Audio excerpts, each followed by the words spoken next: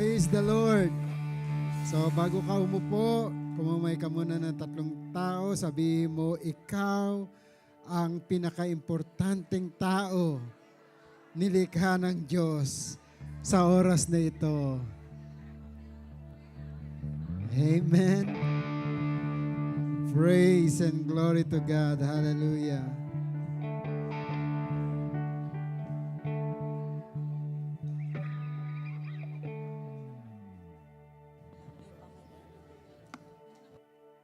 Matthew 5:48, ang sabi riyan, be therefore perfect, even as your Father which is in heaven is perfect.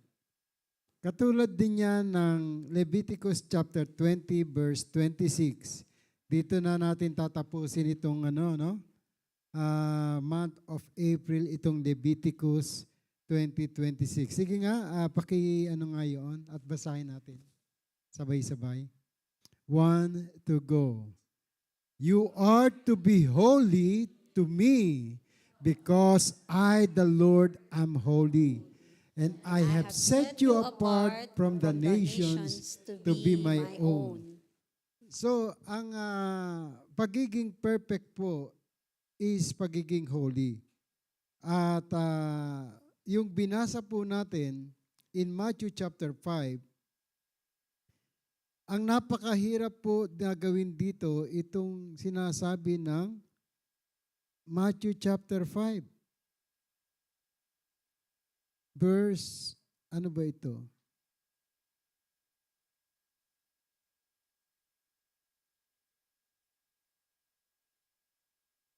Hindi yung mag-swear ka, kundi itong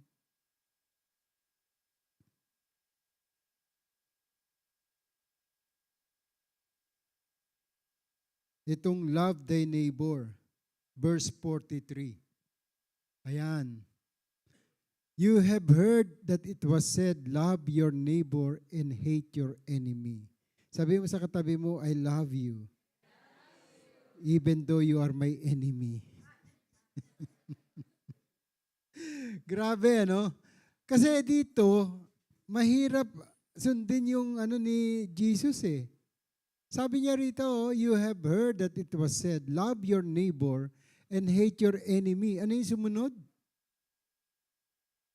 Kayo po magsabi. But I tell you, love your enemies and pray for those who persecute you. Oh, grabe, Sabi mo sa katabi mo ulit, I love you. You are not my enemy. Mas madali mahalin ang mahal mo, syempre, di ba? Pero ang kaaway, madali bang mahalin? Ha? Madali lang? Okay. Kaya yung set, inano ko rito, what is set in acronym? Sabi sa akin kanina ng Lord, in Leviticus 20:26, set means sin was removed, eternal life was given, and the truth was declared. That is the set that, the acronym of set that the Lord has given me this day. So let us pray. Heavenly Father, I thank you once again for setting us apart, Lord, being your children. I do believe, oh God, you have a message for us that we need to ponder while we are going to live this message of April, that you set apart each of every one of us in this world so that we may be able to know our purpose that you have given unto us, the Holy Spirit that you have breathed unto us. Breathe to your children the word that became flesh and dwell among us. Lord, maraming salamat kasi pinili mo kami na hingahan katulad ni Adam, na kung saan, O Lord, nag-disobey sa word na hininga mo sa kanya at siya ay naparusahan until our ancestors and until our self, O God, unto our generation. But Lord, we do believe that you have already set apart each of everyone so that we may be able to understand our purpose here on earth as it is in heaven. Thank you, Father God. Itago mo po ako sa likuran ng iyong krus at mahayag lamang ang mabuting balita na nagmumula sa iyo. This we pray in Jesus' name. Amen. Sige, palakpakan natin ng Lord ng malakas. Amen. Yung natutuwa ka na meron kang maririnig ngayon. Hallelujah. Are you ready? So, napili ko kanina, no? Sabi ko, Lord, ang saya ko. Bakit? Kasi, pinorward sa akin ng misis ko yung grade ng anak ko. Nalungkot ako. Kasi yung mataas ko dati, o yung mataas ng pangalawa kong anak, yun ang pinakamababa niya. Calculus, 97. Yung P6 niya, 96 yata. Yun yung 100 nung panganay ko, P6. Pero, glory to God, ang general average niya is 99. Nagulat ako. From first semester up to second semester, maintained niya full 100. Sabi ko, Lord, grabe, no? You are really wonderful and amazing. Amen. Kaya pala ang niya is highest honor. With highest honor. Sabi ko, mabuti na lang naging anak kita. Pero natutuwa lang ako kaya inaano ko sa inyo kasi kailangan na ipamalita natin yung magandang ginagawa ng Lord sa atin. Amen? And that is all for the glory of God. At nakita ko nga yung ni David, no, nung binasa ko ito sa 1 Chronicle verse 17, chapter 17 verse 16. Ito yung ni David nung purihin niya ang Panginoon.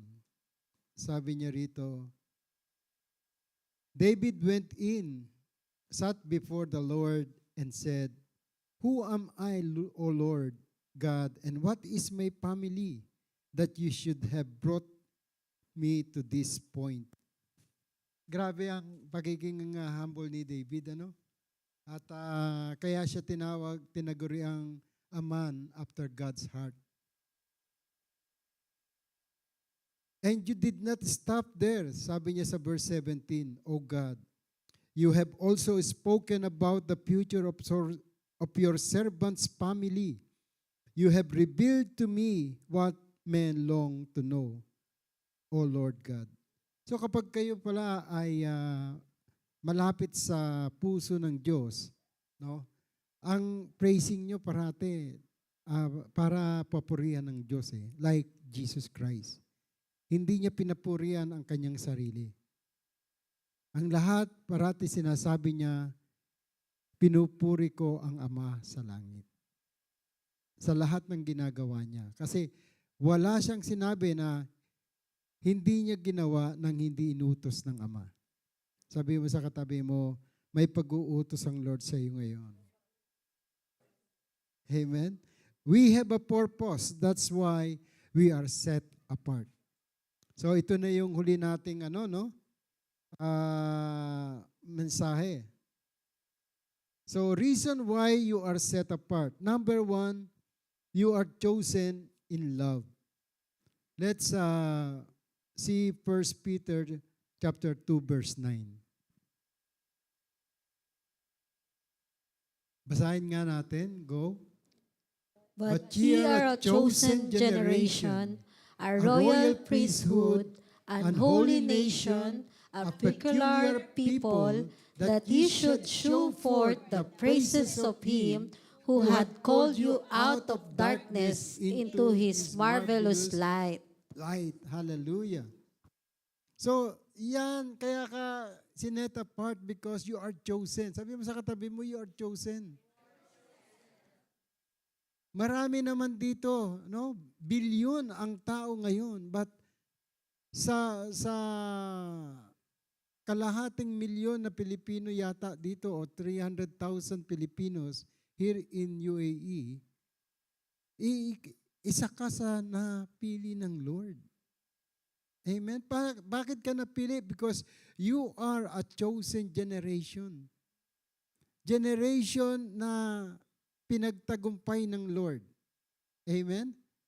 Kaya yung mga ano natin, no? Ano yung tawag nila ron? Hindi, yung mga sa Central. B-Gen. Ano yung B-Gen? Blessed Generation. Amen? Sabi mo sa katabi mo, yung anak mo, yung magiging anak mo, at magiging anak ng anak mo, up to the 4th generation, ay blessed na. Sino naniniwala nun? Bumalakpak nga ng malakas? Because this is a promise of God. Hindi ka lang binless dito, kundi sa mga susunod na henerasyon, ibe-bless pa ng Diyos ang lahi mo. Amen? The reason why you are separated. Kita niyo mga anak niyo, ang tatalino. Di ba? At talaga namang proud na proud tayong mga magulang. Kasi nga, yung wisdom na binibigay ng Diyos nasa sa kanila. Amen? At hindi yan matatapos kapag ikaw ay hindi natapos sa paglilingkod sa Lord. Sabihin mo, huwag ka magsasawa. Pabayaan mo lang yung iba na tinatamad. Okay lang yun. Basta ikaw hindi. Sabihin sa katabi mo, basta ikaw hindi. Yugyugin mo. Sabihin mo, next time, yung bakanting silya, mapupuno ko na. Amen. Sabihin mo yan kay Lord, ha? So, you are a chosen generation, a royal priesthood, kasi tayo ay pinili na maging anak ng Diyos. And kaya ka pinili, you are a peculiar people that you should show forth the praises of Him. Kaya kailangan, kapag merong mga magagandang bagay na ginagawa sa iyo ang Diyos at sa family mo, you have to praise Him. Like David. Amen? And praises Him who had called you out of darkness. Ito po yung maganda. From darkness into marvelous light. Dati nandoon ka sa dilim, nangangapa ka. Ano ba yung direction ko? Saan ba ako pupunta? Kaya ang nangyayari, doon ka sa dilim, nag-i-stay. Ano ginagawa mo sa dilim? Naglalaklak ka. Nagsasayaw ka sa kukuti-kutitap. Kasi hindi mo alam yung direction mo eh. But when you see the kingdom of God, no, through Jesus Christ, sabi niya sa John 14:6, I am the way, the truth, and the life. So nagkaroon ng buhay, nagkaroon ng direksyon, nagkaroon ka ng purpose. Bakit ka ngayon nabubuhay sa mundo? Amen? Hindi ka na lang yung mag-aantay na mamamatay ka na lang, no? Yung iba gusto pa mamatay agad. Hindi nila alam kung saan sila pupunta. Amen? Pero ngayon, meron ka ng purpose. Anong purpose mo? Para mailigtas mo ang mga ibang tao na patungo na sa impyerno. Amen. Sabi mo sa katabi mo, may purpose ako. And ang purpose ko ay para ako ay magmahal. I am chosen to love. chosen generation because God loves you. That's why we need to love others as well. Number 2, sabi rito, light in darkness. No? Yung maging ilaw tayo sa dilim. Amen. Tingnan nga natin ang Matthew chapter 5 verse 14. Sige, basahin natin. 1 to go. Ye are the light of the world. A city that is set on a hill cannot be hid. So, a city, ibig sabihin, para kang beam. Ano yung beam? Yung light,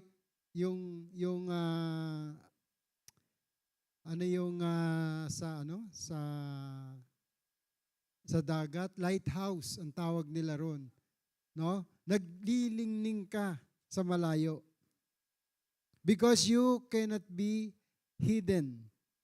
Ikaw yung sineperate ng Lord, sinet apart niya para maging ilaw ng inyong tahanan. Amen? Ng inyong lipunan. Paano magiging ilaw? Ikaw yung reflection ni Jesus Christ, which is the light of this world. Kaya kapag ikaw Kristiyano, see to it na yung word na nilalakaran mo is in accordance to the plan and purpose of God. Because in John chapter 1 verse 14, and the word became flesh and dwelt among us. The one and only, no? And we beheld his glory, the glory as of the only begotten of the Father. That is only Jesus Christ.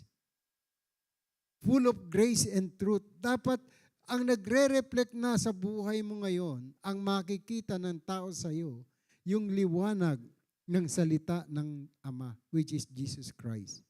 Kasi no one is righteous, no not one. Kahit perfect perfect, kailangan maging perfect ka. Hindi ka magiging perfect hanggang wala si Jesus sa buhay mo. Because no one is perfect, no not one. Amen? And only Jesus Christ became flesh, the Word that became flesh, to become perfect like God. Because He is God.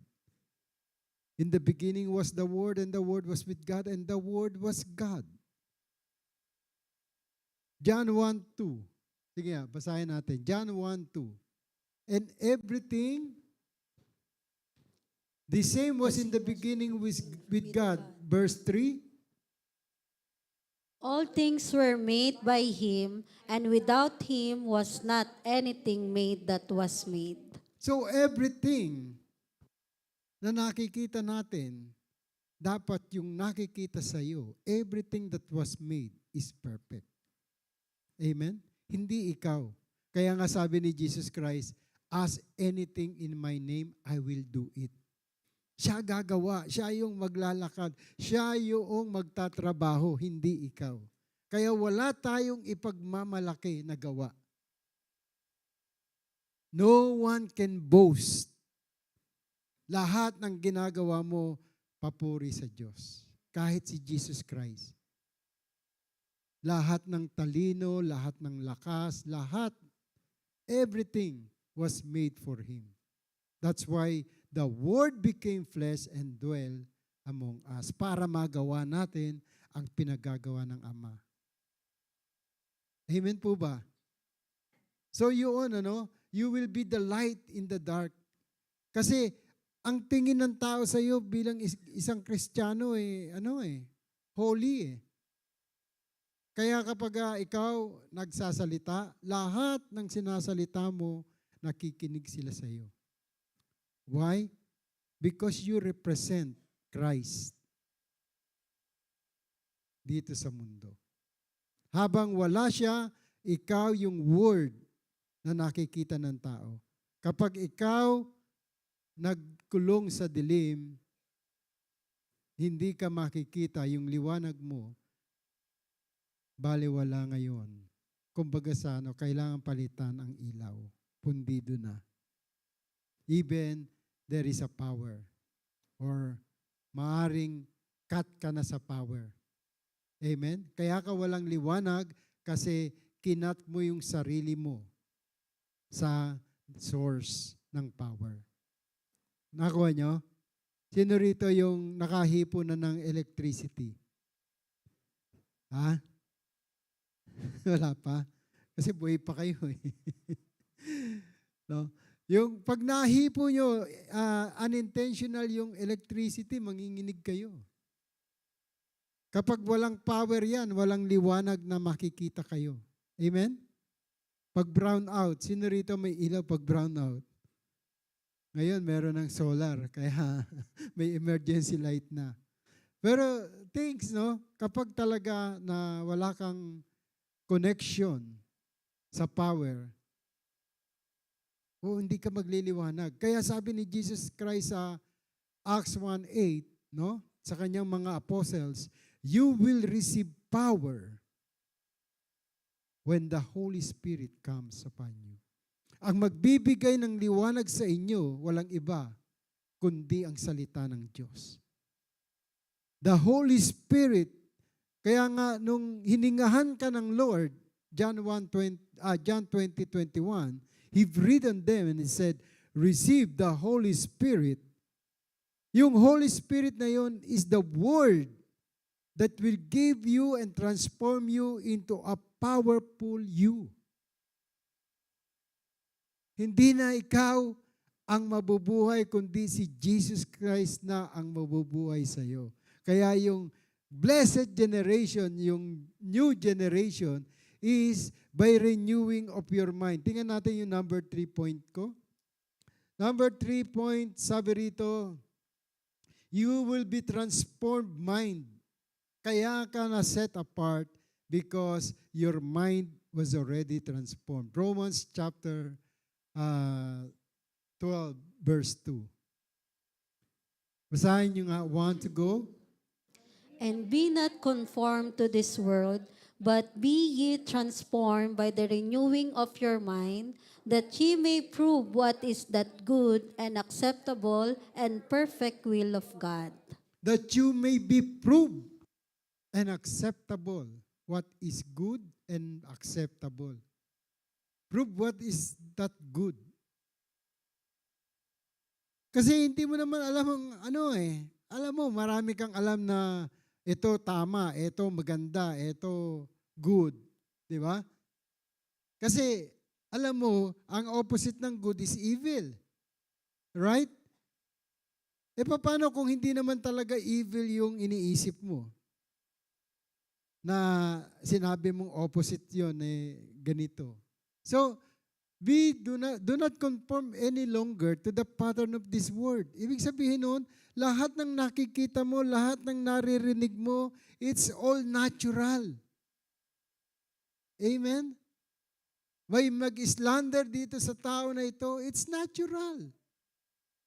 Kasi hindi niya gusto yung isang tao. Amen?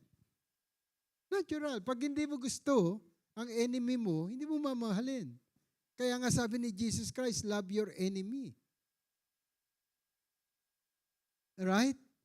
Kasi sometimes hindi mo, hindi mo alam kung ano yung damdamin mo. Bakit nagagalit ka sa isang tao? May reason ka sa sarili mo. But do not conform any longer to the pattern of this world. Mahalin mo kahit na kaaway mo. Amen? Be ye transformed by renewing of your mind. Kasi lahat yan, lahat ng nakita mo, narinig mo, naamoy mo, nalasahan mo, naramdaman mo, pupunta yan sa iyong utak. At kapag masyado kang ma-memorize na tao, no, ilalagay mo yan sa puso mo. Kaya yung galit, hindi na dito mag-i-stay, dito na. Kaya sa Matthew chapter 5, sabi ni Jesus Christ, narinig niyo sa lumang tipan, huwag kayong magalit. Huwag kayong papatay. Pero sinabi niya sa Matthew chapter 5, huwag kang magalit. Kasi the same with the murderer that you are already a murderer. Kapag nagalit ka sa isang tao, gusto mo patayin mo na yan. Huwag kang mapakita sa akin. Amen. Talagang galit na galit ka. Pag nakikita mo pa lang ang itsura, halos ayaw mo nang tignan. No? Tapos makakatabi mo pa sa church. Naku. Wala rito nun. Amen. Sabi mo sa katabi mo, wala rito nun. So, do not conform any longer to the pattern of this world. Amen? But ye be transformed by the renewing of your mind. Kaya nga, ang love dito sa puso pumapasok. Para ma-counter niya yung nasa utak natin. Amen? Kapag ang pag-ibig pumasok sa puso ni Numan, hahamakin ang lahat, lalo na ang biyenan. Just, mali. So, by renewing of your mind, amen? Kasi normally, kasi sa mag-asawa, ang kaaway, parate, ang kalaban, biyenan eh. Wag ganun. Sabi mo sa katabi mo, wag ganun. Nanay mo yon o tatay mo yon, mahalin natin. Amen. Amen. So, that ye may prove what is that good and acceptable and perfect will of God. Tandaan natin, perfect will of God, not your perfect will. No? Wala kang will na perfect. Only God has a perfect will. For my plan for you is to prosper you and not to harm you and to give you hope and a future. Amen? So number 4, we must have, after transforming of mind, the love in action. 1 John 3:18.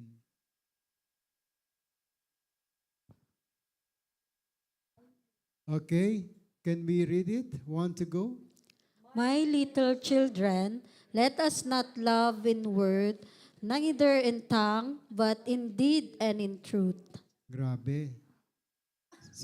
Si John, the beloved. Sabi niya, my little children, let us not love in word. Sabi mo sa katabi mo, huwag ka lang magsasalita. Pautangin mo rin ako. O sige, bigyan mo na lang ako. Love in action, di ba? Grabe, no? Eh, yung mga misis, ganyan eh, kapag sahuran na, oh. Anong petsa na ngayon? 30. No? Andyan na yan sa ating mga mister.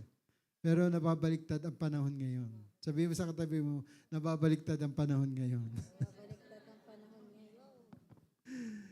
So you have to love. No, you can give without loving, but you cannot love without giving. Tandaan natin to. Parati ko sinasabi yan. Kasi bakit? Kasi marami ang way ng pag-ibig. Pero iisa lang ang makikita natin sa umiibig. John 3:16, for God so loved the world that He gave His only begotten Son. Meaning, pamula sa Diyos Ama, nagkaroon ng action. Pinakita niya yung sinasabing love. He gave His only begotten Son that whosoever believe in Him shall not perish but have an everlasting life. Para tayo magkaroon ng buhay na walang hanggan, siya na mismo nagbigay. Kaya isa-isa niyang anak, no?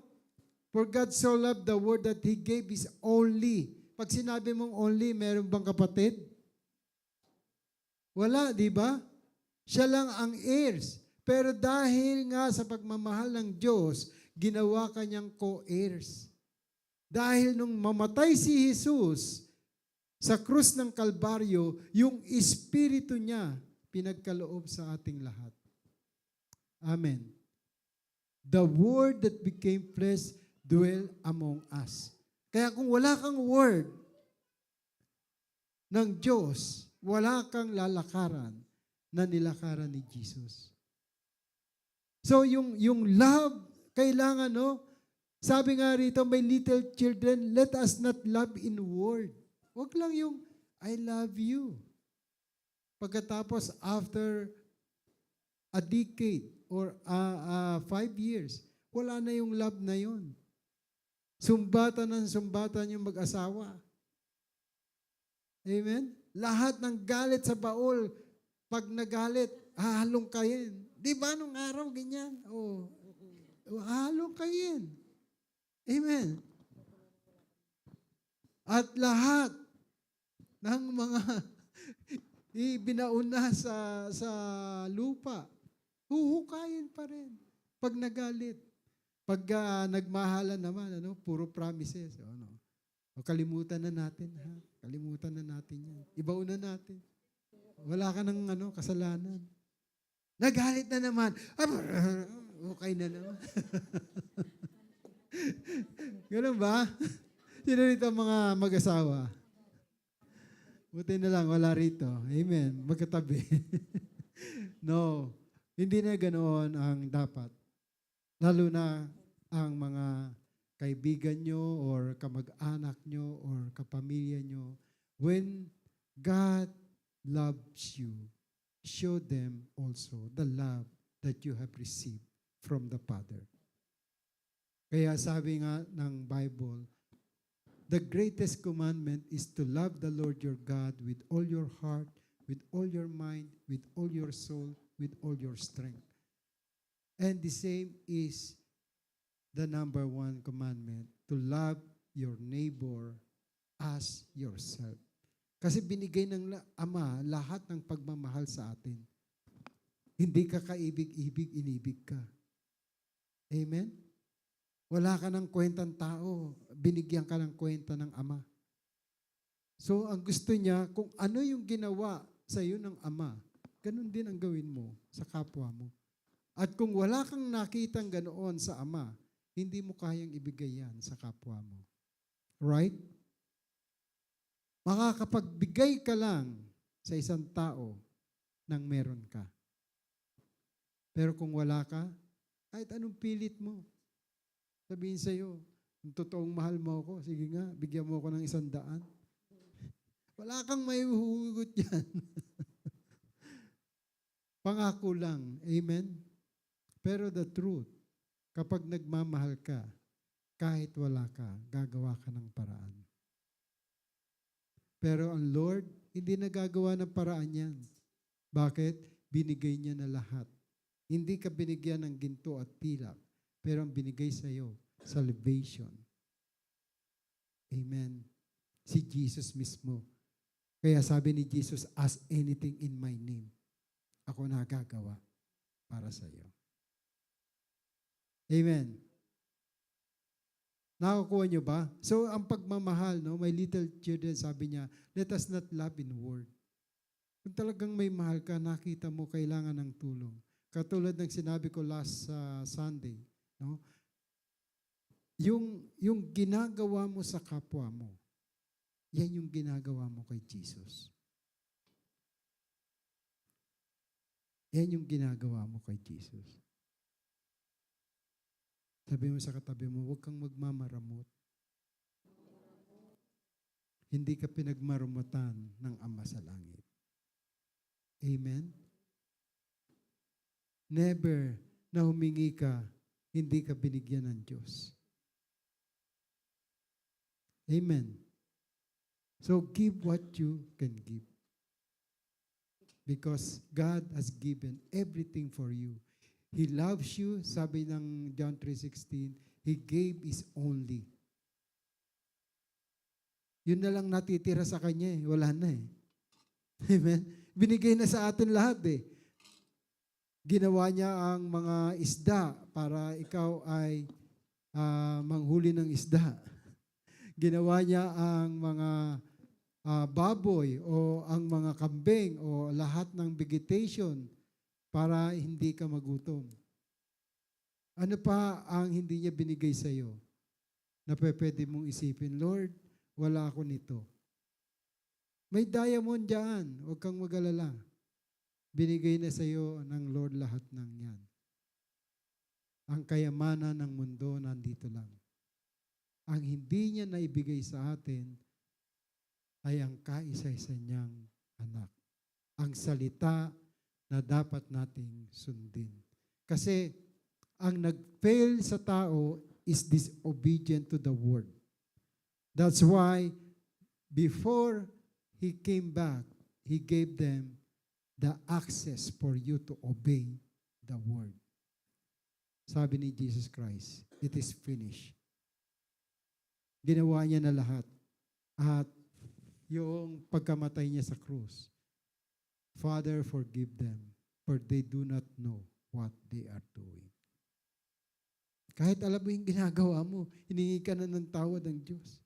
Patawarin mo sila. Hindi nila alam ang kanilang ginagawa. Ganun ang pagmamahal na gusto ng Diyos na ipakita natin sa kapwa natin. Amen? Kailangan hindi lang sa salita, kundi sa gawa rin. Then number 5, tingnan natin ang James chapter 1 verse 2. Hope amidst trial. Okay? Hope amidst trial. Basahin niyo. Want to go? My brethren, count it all joy when ye fall into diverse temptations. Walang temptation na bago, sabi ng Bible. Lahat ng temptation ay luma na. Pinagdaanan na ng mga disciple ni Jesus Christ. Amen?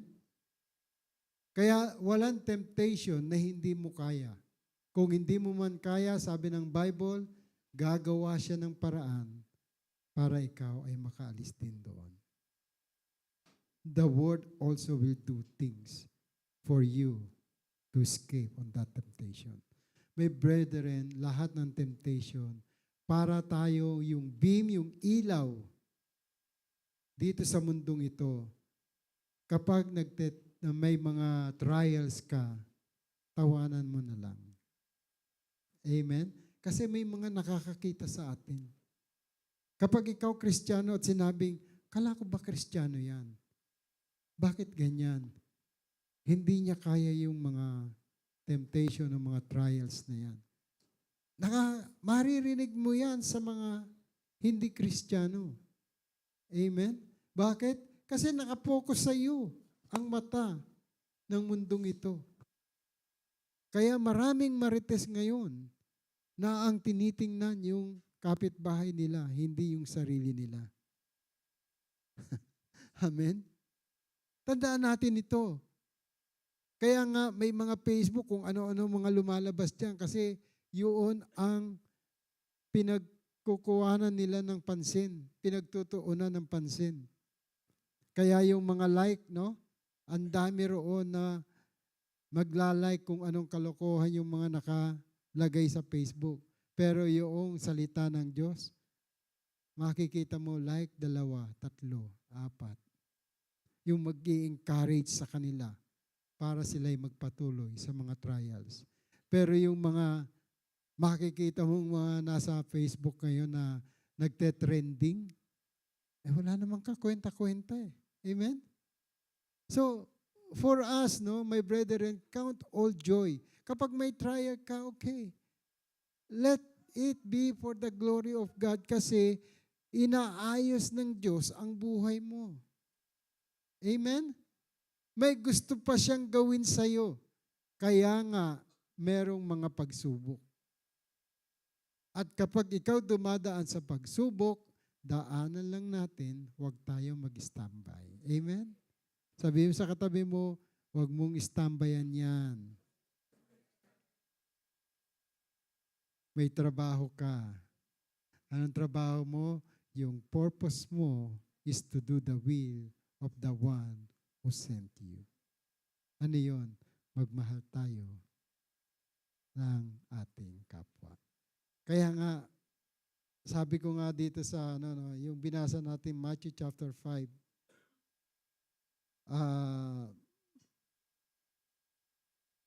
anong ng Lord dito sa Matthew chapter 5 verse 48. So you be perfect as your heavenly Father is perfect. If you only greet your brothers, what more do you do? Even the Gentiles do the same, don't they? For if you love those who love you, what reward do you have? Even the tax collectors do the same, don't they? Verse 45, so that you may be like your Father in heaven, since He causes the sun to rise on the evil and the good, and send rain on the righteous and the unrighteous. So love your neighbor and hate your enemy. Pero hindi yun ang gusto ng Lord. He said to you, love your enemy and pray for those who persecute you.